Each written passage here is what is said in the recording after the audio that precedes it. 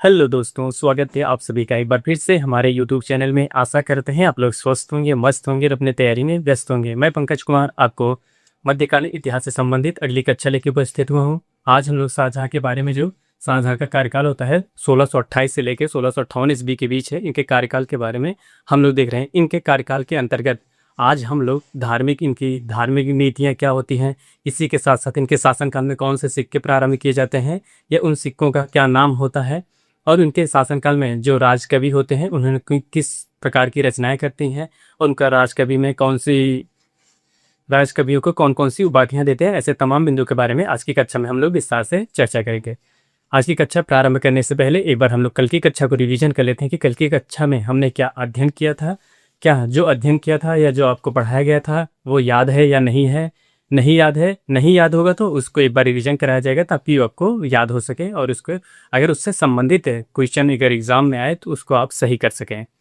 चलिए आज कल की कक्षा को हम लोग रिवीजन करते हैं कि कल की कक्षा में आपको बताया गया था कि जो शाहजहाँ होते हैं, शाहजहाँ के शासनकाल में ही, उनके शासनकाल में जो दक्कन का क्षेत्र होता है और गुजरात का क्षेत्र होता है वहाँ पे अकाल पड़ जाता है। अकाल पड़ने के कारण वहाँ पे औरंगजेब जो होते हैं, औरंगजेब को 2 बार दक्कन क्षेत्र का सूबेदार नियुक्त किया जाता है।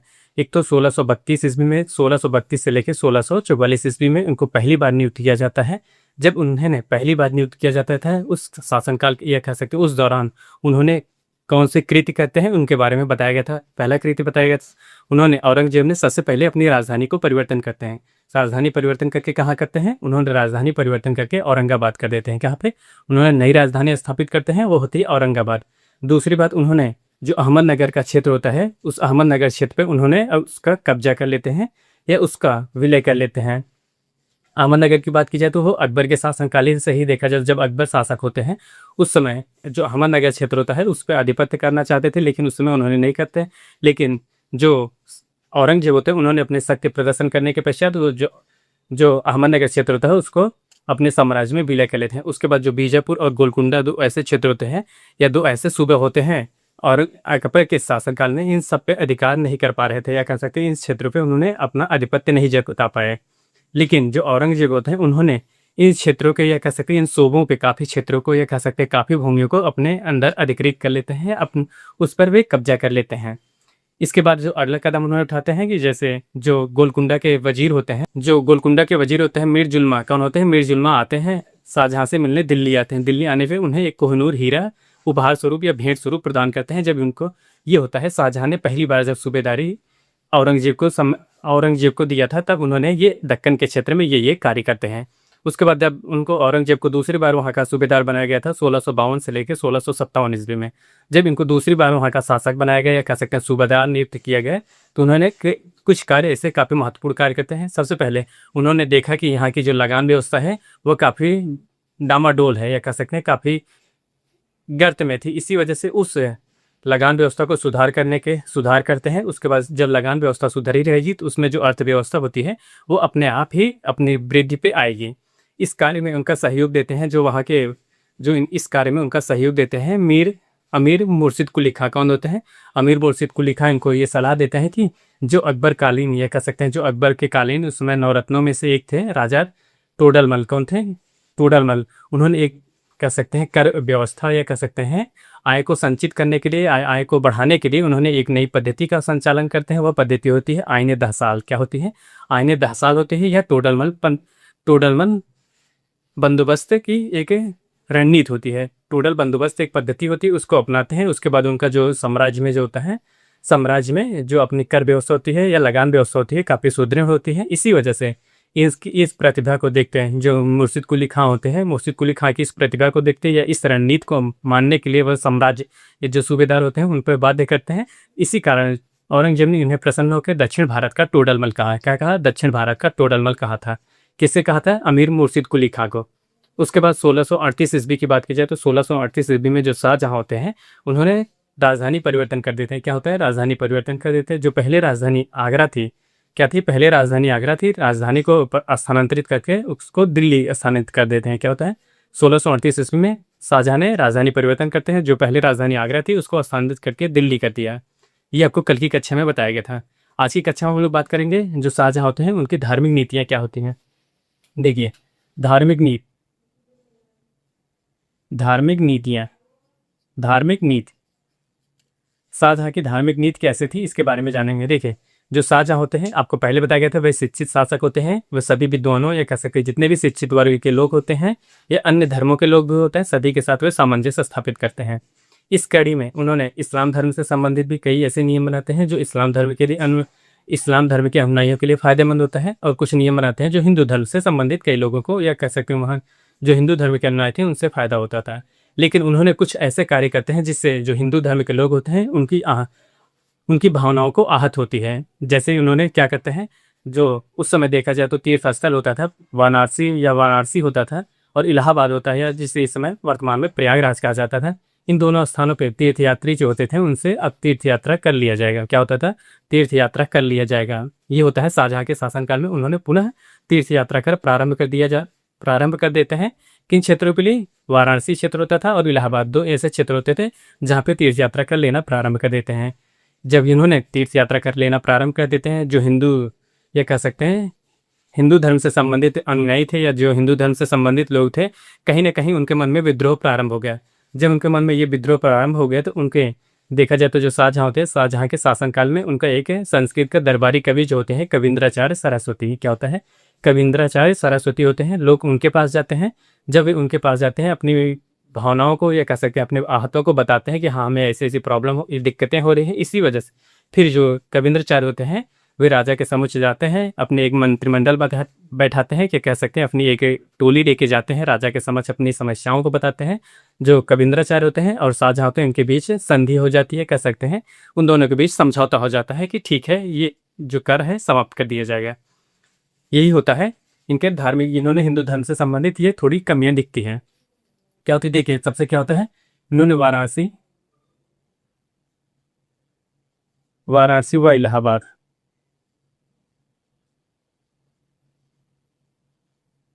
इलाहाबाद में तीर्थ यात्रा कर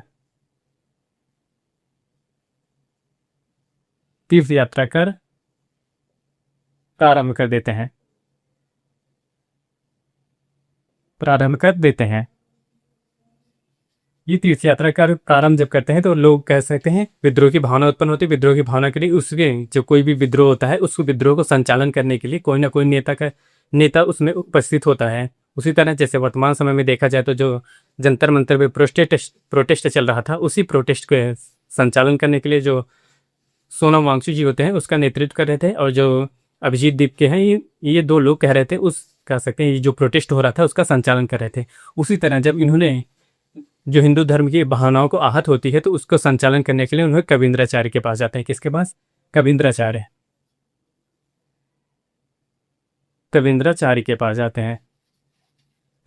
के पास जाते हैं। उन्होंने इनके साथ कुछ और अन्य लोग होते, कविंद्राचार्य और अन्य लोग,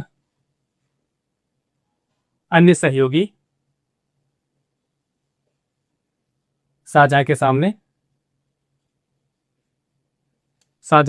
समक्ष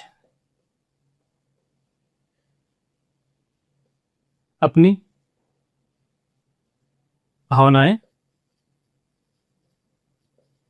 प्रकट करते हैं।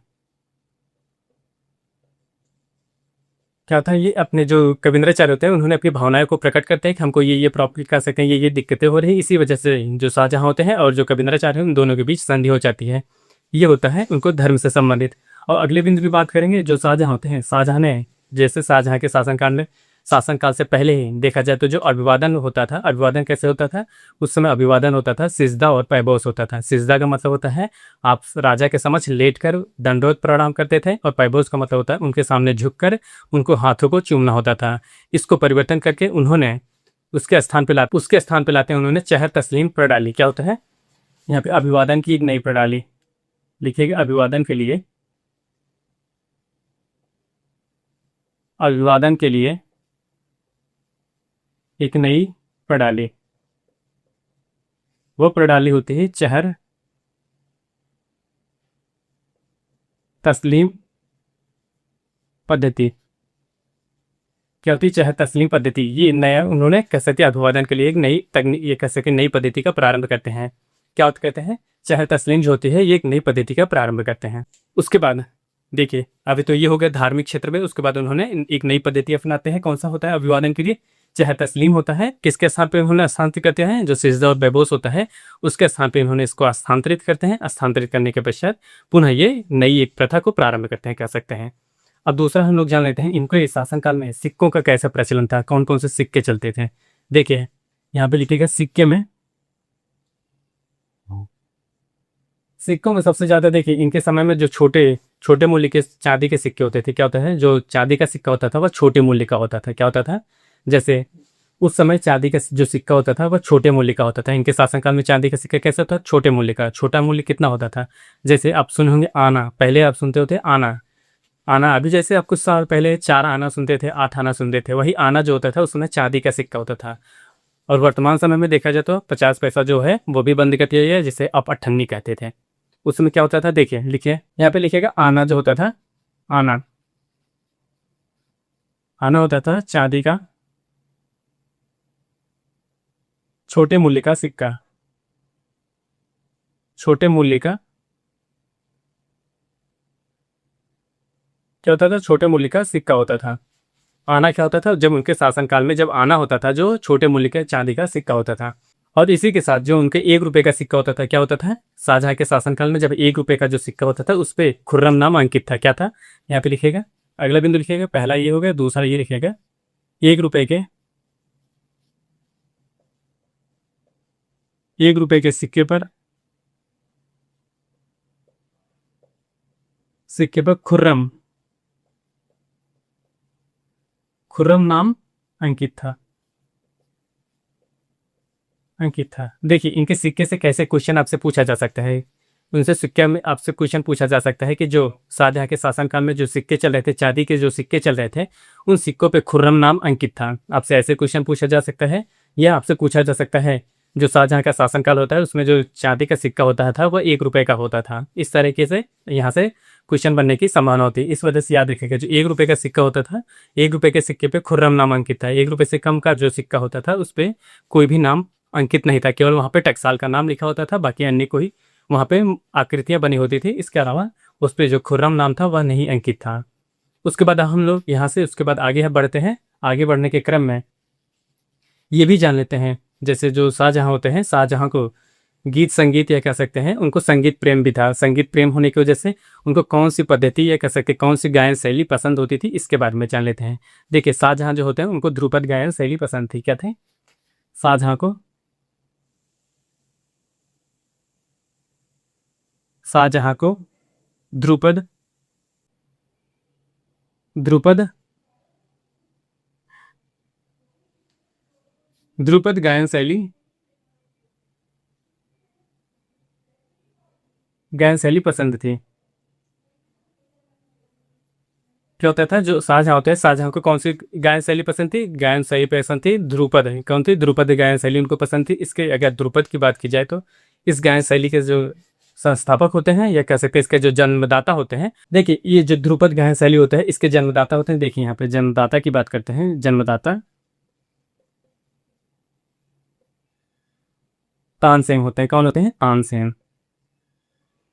तानसेन इसके जन्मदाता होते हैं। ये अकबर के समकालीन होते हैं। किसके समकालीन होते हैं? जो तानसेन होते हैं वो अकबर के समकालीन होते हैं। उन्होंने ध्रुपद गायन या मियाँ तोड़ जो रागी पद्धति होती है, मियाँ तोड़ मियाँ तोड़ जो होती है पद्धति होती है गायन शैली की, उस पद्धति के ये जनक होते हैं। इसके संस्थापक होते हैं तानसेन जो होते हैं। ये होता है। देखिए आपको सिक्के के बारे में बता दिए, इनके शासनकाल में जो सिक्के चलते थे। उसके बाद में उन्होंने धार्मिक नीतियाँ कैसी थी, और उसके बाद में जो शाहजहां होते हैं, शाहजहां को किस तरीके से कौन सी गायन शैली में संगीत सुनना पसंद था, ये भी आपको बता दिया गया। कौन सा था? ध्रुपद गायन शैली में उनको संगीत सुनना पसंद था। अब अगले बिंदु के बारे में हम लोग बात करेंगे कि जो उनकी साहित्य के क्षेत्र में कैसी रुचि थी, उनके साहित्य में या कह सकते हैं उनके शासनकाल में कौन कौन से साहित्यकार होते हैं, और उन साहित्यकारों को कौन सी उपाधियाँ दी जाती है या उनके कौन सी कृति होती हैं, इन सब के बारे में हम लोग अगले बिंदु में देखते हैं। चलिए अगला बिंदु देखते हैं। देखिए अगले बिंदु के बारे में हम लोग बात करेंगे जो शाहजहां होते हैं, शाहजहां के शासनकाल में साहित्य व्यवस्था कैसी थी। देखिए जो जो साहित्यकार होते हैं या जो जो उनके का शासनकाल में जो रचयिता होते हैं या साहित्यकार होते हैं, उन्होंने कौन सी रचना लिखी थी, किस भाषा में लिखी थी और कौन सी रचना थी, इतना ही जानना है। उसके बारे में हमें विस्तार से नहीं देखना है। जो जो रचना या साहित्यकार होते हैं उनके बारे में हम लोग देखिए। सबसे पहले साहित्यकार होते हैं अब्दुल हमीद लाहौरी। कौन होते हैं? अब्दुल हमीद लाहौरी, इनकी जो रचना होती है पादशाह नामा, कौन से पादशाह नामा रचना होती है। इस रचना के अंतर्गत उन्होंने जो शाहजहां होते हैं, शाहजहां के शासनकाल के 20 वर्ष पहले की सभी गाथाओं को उसमें अंकित करते हैं। क्या होता है, जो अब्दुल हमीद लाहौरी होते हैं, कौन होते हैं, अब्दुल हमीद लाहौरी होते हैं। उन्होंने उनकी जो रचना होती है पादशाह नामा, उसमें शाहजहां के 20 वर्ष पहले का शासनकाल का वर्णन किया गया है। और ये रचना लिखी गई है फारसी भाषा में। किस भाषा में, फारसी भाषा में, ये याद रखिएगा। यहाँ लिखेगा साहित्य में, साहित्य के। और कौन से होते हैं, पहले अब्दुल हमीद लाहौरी। और इनकी बात की जाती है राज दरबारी, ये राज दरबारी इतिहासकार होते हैं। क्या होता है, राज दरबारी इतिहासकार।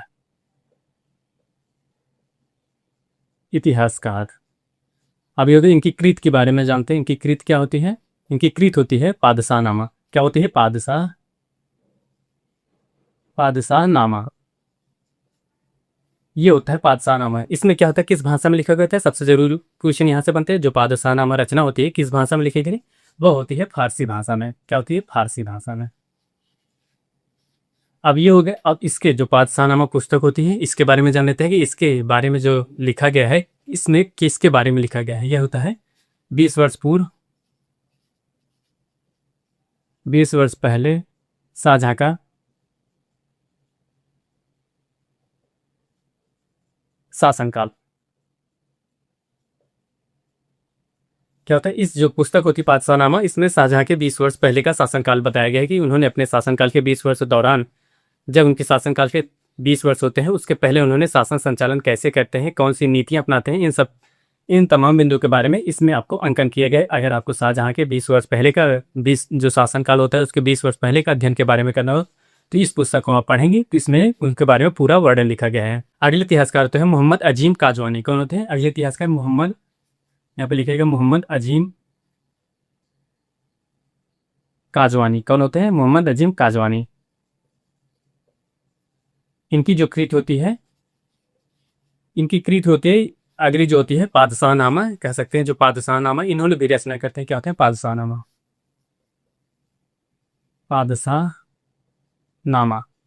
बस अंतर दोनों में क्या होता है, ये भी फारसी भाषा में होती है। अंतर ये होता है, जैसे जो अब्दुल हमीद लाहौरी होते हैं, अब्दुल हमीद लाहौरी लिखते हैं कि शाहजहां के शासनकाल के 20 वर्ष पहले का शासनकाल उन्होंने कैसे संचालन करते हैं। और जो मोहम्मद अजीम काजवानी होते हैं, क्या होते हैं, मोहम्मद अजीम काजवानी होते हैं, वे शाहजहां के शासनकाल के 20 वर्ष बाद के, जैसे उनका शासनकाल 20 वर्ष होता है उसके बाद के जो शासनकाल होता है उन्होंने कैसे संचालन करता है, इसमें उसके बारे में विस्तार से लिखा गया पादशाहनामा में।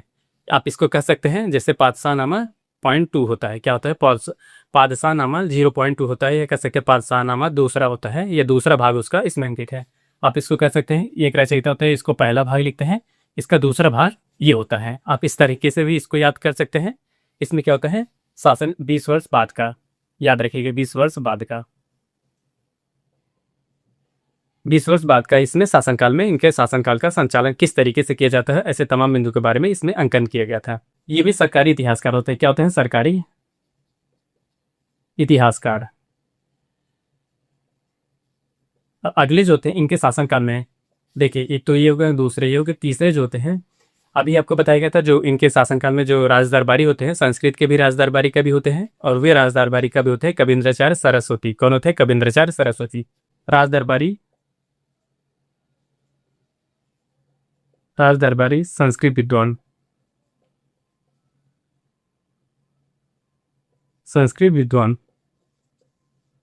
कौन होते हैं, कबींद्राचार्य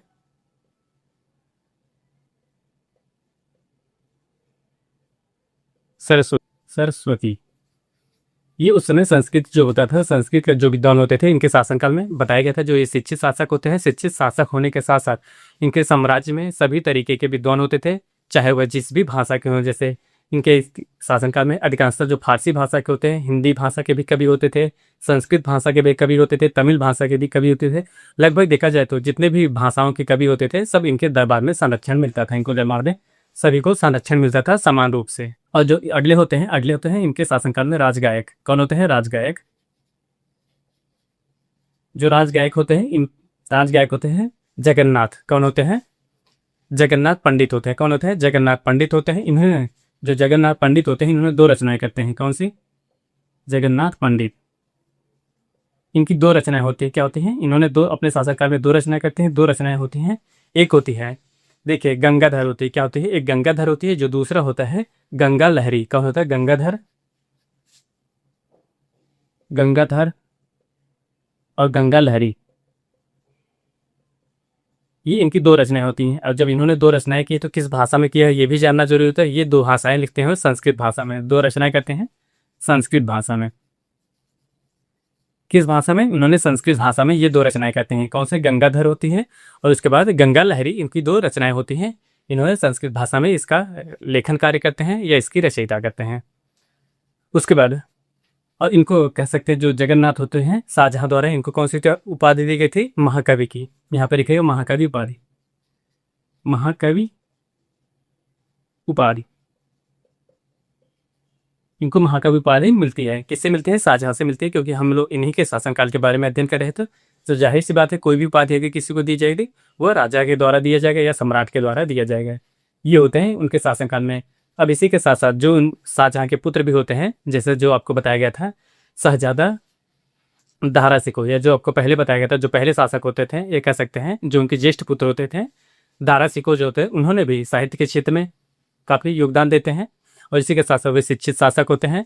और उनकी शिक्षित शासक होने के साथ साथ उन्होंने अपने शासनकाल में एक कृति लिखते हैं या रचना करते हैं, वह होती है मज्म उल बहरीन। का होते हैं मज्म उल बहरीन। दारा सिको कौन होते हैं? दारा सिको के बारे में जान लेते हैं। उन्होंने कौन सी रचना करते हैं? कौन होते हैं दारा सिको? दारा सिको, दारा सिको की जो कृति होती है या उनकी जो रचना होती है, उन्होंने रचना करते हैं। किस कौन सी रचना करते हैं इसके बारे में देखते हैं। देखिए, मज्म उल बहरीन। कौन सी रचना होती है? मज्म उल बहरीन। यहाँ पे लिखे मज्म उल बहरीन, ये इनकी रचना होती है। किस भाषा में होती है? ये लिखिए गए यहाँ पे फारसी भाषा में। किस भाषा में होती है? फारसी भाषा में होती है। मज्म उल बहरीन का क्या तात्पर्य होता है? इसमें दो समुद्रों का मेल होता है। क्या में होता है? इसका मतलब होता है दो समुद्रों का मेल। दो समुद्रों का मेल। देखिए, अब इस जो मज उल बहरी होती है इसमें दो समुद्र का मेल का मतलब होता है, इसमें यह नहीं बताया कि दो समुद्र जो होते हैं आपस में मिलते हैं, किस तरीके से मिलते हैं, इससे इसमें कोई भी बात नहीं है।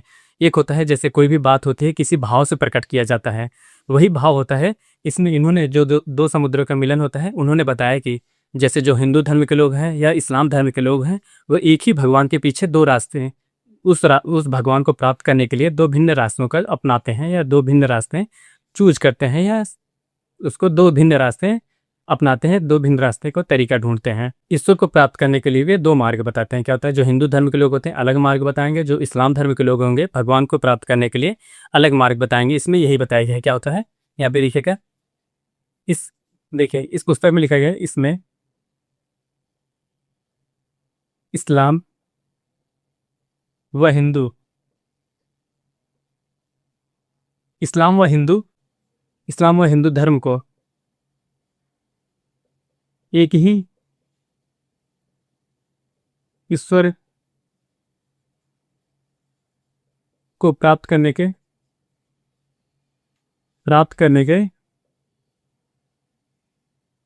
दो रास्ते बताए हैं, दो रास्ते बताते हैं। ईश्वर एक ही, देखिए ईश्वर एक ही, बस केवल क्या होता है सबको, जैसे इस्लाम धर्म के लोग अपना दूसरा रास्ता बताते हैं, जब हिंदू धर्म के लोग होते हैं जो अपना दूसरा रास्ता बताते हैं।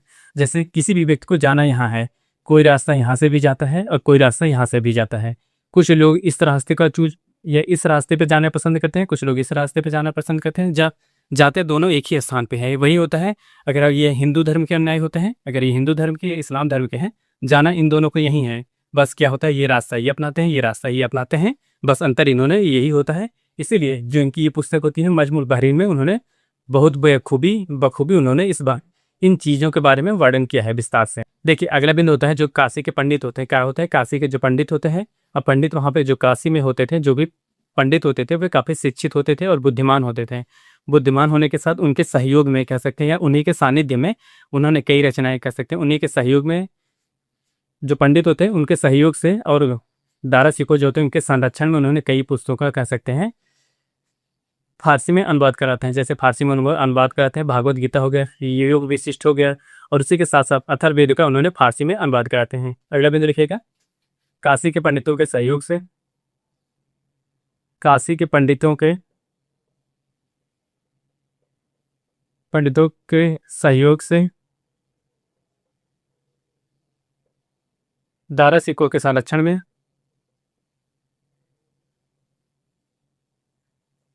क्या होता है, दारा सिकोह के संरक्षण में कई ग्रंथों का फारसी में अनुवाद कराते हैं। फारसी में अनुवाद का कौन कौन से ग्रंथ के होते हैं इसके बारे में देखिए। अभी आपको बताया गया भागवत गीता होता है, योग विशिष्ट होता है, क्या होता है भागवत गीता, योग विशिष्ट और इसी के साथ अथर्ववेद।